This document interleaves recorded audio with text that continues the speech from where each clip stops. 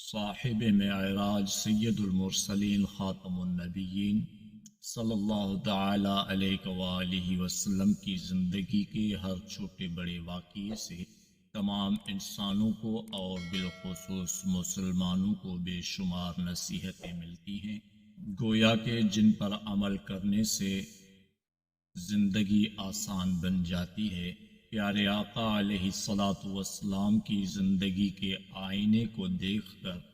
تا قیامت آنے والا ہر شخص خود کو سنوار سکتا ہے، مشکلات کا حل ڈھونڈ سکتا ہے، تکالیف سے نکل سکتا ہے، معاشرے کو بہتر بنا سکتا ہے، اپنے گھر کے ماحول کو سدھار سکتا ہے۔ البتہ یہ ایسا روشن آئینہ ہے جس کو دیکھ کر قیامت تک ہر شخص اپنی زندگی کو بنا سکتا ہے۔ پیارے آقا علیہ الصلاۃ والسلام کے زندگی کے واقعات سے ہم اپنے دکھ دردوں کا حل نکال سکتے ہیں۔ اگر ہم دل کی گہرائیوں سے پیارے آقا علیہ الصلاۃ والسلام کی زندگی کو پڑھیں گے، اس کو سمجھیں گے، تو اس میں ہمارے لیے دنیا اور آخرت کی کامیابی چھپی ہوئی ہے۔ پیارے آقا علیہ الصلاۃ والسلام کے بے شمار واقعات سے اپنی دامن میں بے شمار نعمتیں لیے ہوئے معراج کا عظیم ترین واقعہ موجود ہے، جو ایک ریاست، ایک اسلامی نظام کے لیے اور ایک مسلمان کے لیے ایک بہت بڑی رہنمائی ہے۔ جب اللہ تبارک و تعالی نے اپنے محبوب کو فرش سے عرش تک بلانا چاہا تو اللہ تبارک و تعالی نے مخلوق میں عظیم ترین ہستی حضرت سیدنا جبرائیل علیہ السلام کے ذریعے سے دنیا کی عظیم ترین شخصیت پیارے آقا علیہ الصلاۃ والسلام کو پیغام بھجوایا، اور میزبانی کے طور پر حضرت جبرائیل کو بھیجا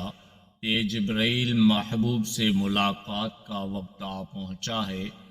میرے محبوب کو فرش سے عرش تک لا۔ آپ کے اور ہمارے نبی مکرم صلی اللہ تعالی علیہ وآلہ وسلم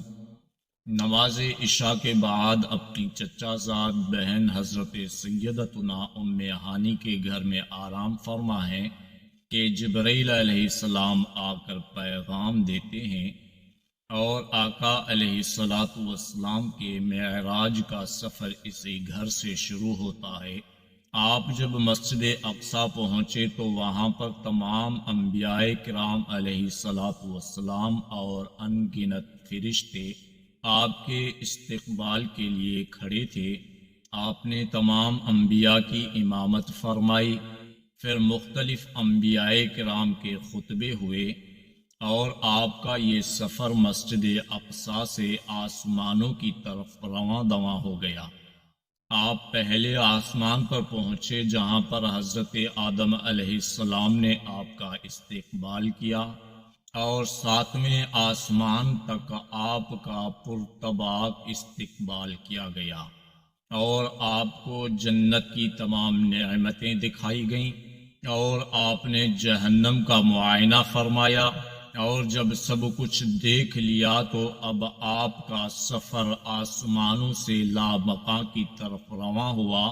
جہاں پر حضرت جبرائیل علیہ السلام کا ساتھ ختم ہوا، اور اب آپ تن تنہا وحدہ لا شریک اللہ تبارک و تعالی سے ملاقات کے لیے روانہ ہوئے۔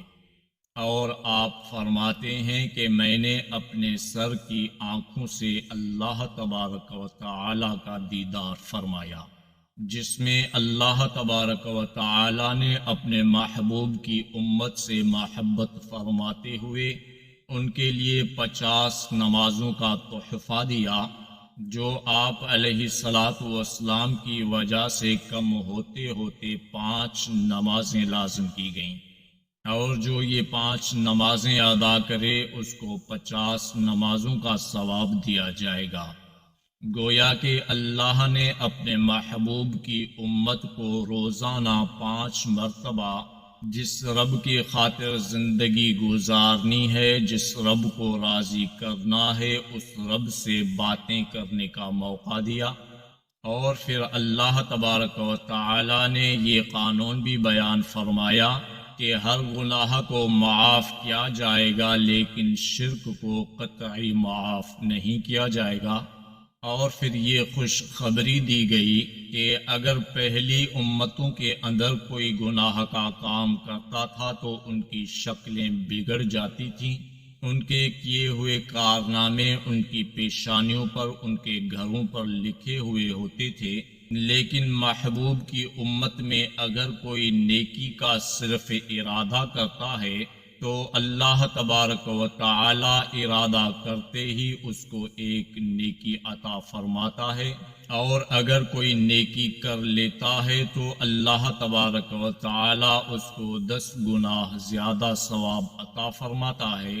اور اسلامی سیاسی اور معاشری نظام کے اہم قوانین جن کو اللہ تبارک و تعالی نے سورہ بنی اسرائیل میں 22ویں آیت سے کافی آیتوں میں ایسا قانون بیان فرمایا جو ایک اسلامی ریاست، اسلامی معاشرے کا قانون ہے، جس میں تقریباً زندگی کے تمام تر مسائل کا حل موجود ہے،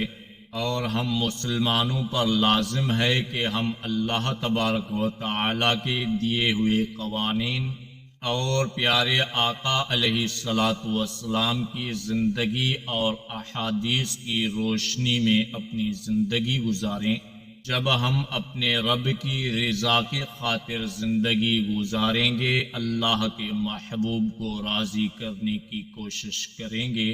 تو یقیناً ہماری زندگی پرسکون زندگی بنے گی، ہمارا معاشرہ مثالی معاشرہ بنے گا، اور ہماری ریاستیں طاقتور بنے گی۔